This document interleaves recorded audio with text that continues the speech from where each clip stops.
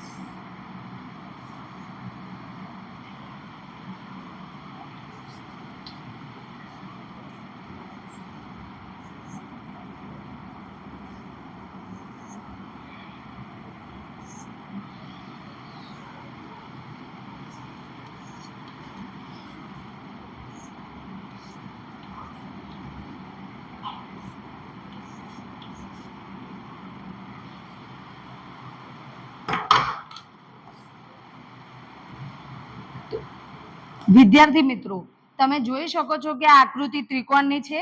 3 સમાન બાજુઓ અને 3 સમાન ખૂણાઓ, ખૂણો A, ખૂણો B અને ખૂણો C, 3 સમાન બાજુઓ અને 3 સમાન ખૂણાથી બનતી બંધ આકૃતિને આપણે ત્રિકોણ તરીકે ઓળખીએ છીએ। ત્રિકોણમાં 3 સમાન ખૂણાઓ આવેલા હોય છે, ખૂણો A, ખૂણો B અને ખૂણો C।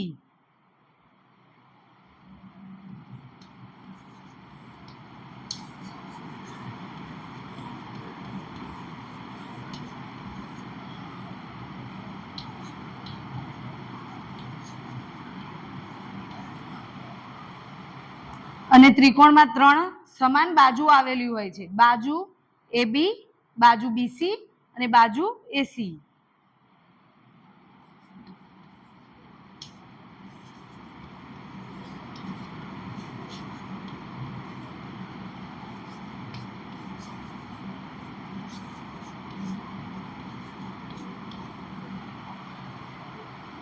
ત્રિકોણમાં 3 રેખાખંડો આવેલા હોય છે। તે 3 રેખાખંડોનું માપ પણ સમાન હોય છે, રેખાખંડ AB, રેખાખંડ BC અને રેખાખંડ AC। હવે આપણે શિરોબિંદુ વિશે અભ્યાસ કરીશું। પહેલા આપણે જોઈએ શિરોબિંદુ A। શિરોબિંદુ A ની સામેની બે બાજુ આપણે જોઈએ તો રેખાખંડ BC થશે।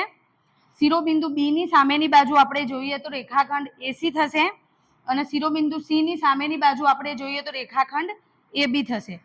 હવે આપણે જોઈએ કે ત્રિકોણના 3 ખૂણાઓ, ખૂણો A, ખૂણો B અને ખૂણો C, ત્રિકોણના ત્રણેય ખૂણાના માપનો સરવાળો 180 અંશ થાય છે। આમ ત્રિકોણના ત્રણેય ખૂણાના માપનો સરવાળો 180 થાય એટલે આપણે કહી શકીએ કે ત્રિકોણના ત્રણેય ખૂણાના માપનો સરવાળો સમાન હોય. તેથી ખૂણો એ બરાબર ખૂણો બી બરાબર ખૂણો સી બરાબર 60° થશે. બરાબર. હવે આપણે જોઈએ બાજુઓ. તો ત્રિકોણની ત્રણેય બાજુઓના માપ પણ સમાન હોય છે. તેથી AB બરાબર BC બરાબર AC થશે. તો હવે વિદ્યાર્થી મિત્રો, મેં તમને ત્રિકોણ વિશે જે સમજાવ્યું એના ઉપરથી હું તમને કેટલાક પ્રશ્નો પૂછીશ. જેને સાચો જવાબ આવડે તે પોતાનો હાથ ઉપર કરીને પૂરા વાક્યમાં જવાબ આપવાનો પ્રયત્ન કરશે.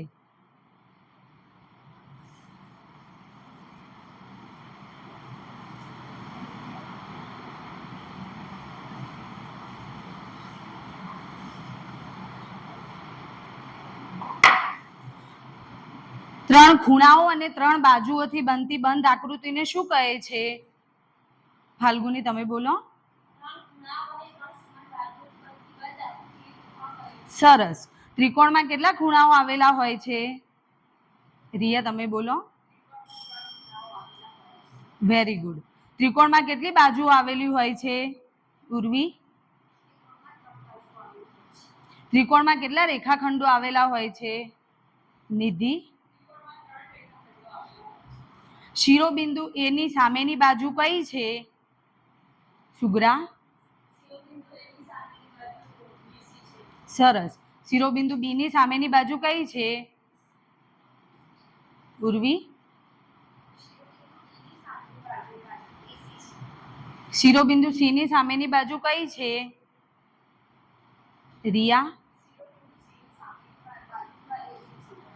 ત્રિકોણના ત્રણેય ખૂણાના માપનો સરવાળો કેટલા અંશ થાય છે? ખુશી.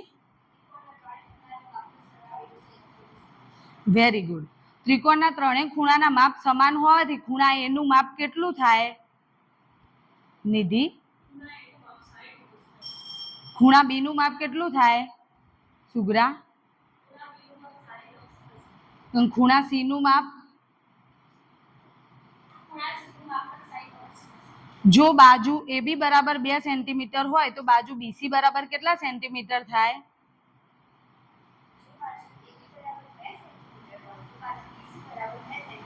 ઓકે, તો થેન્ક યુ સો મચ. અહીંયા મારો પાઠ પૂર્ણ થાય છે.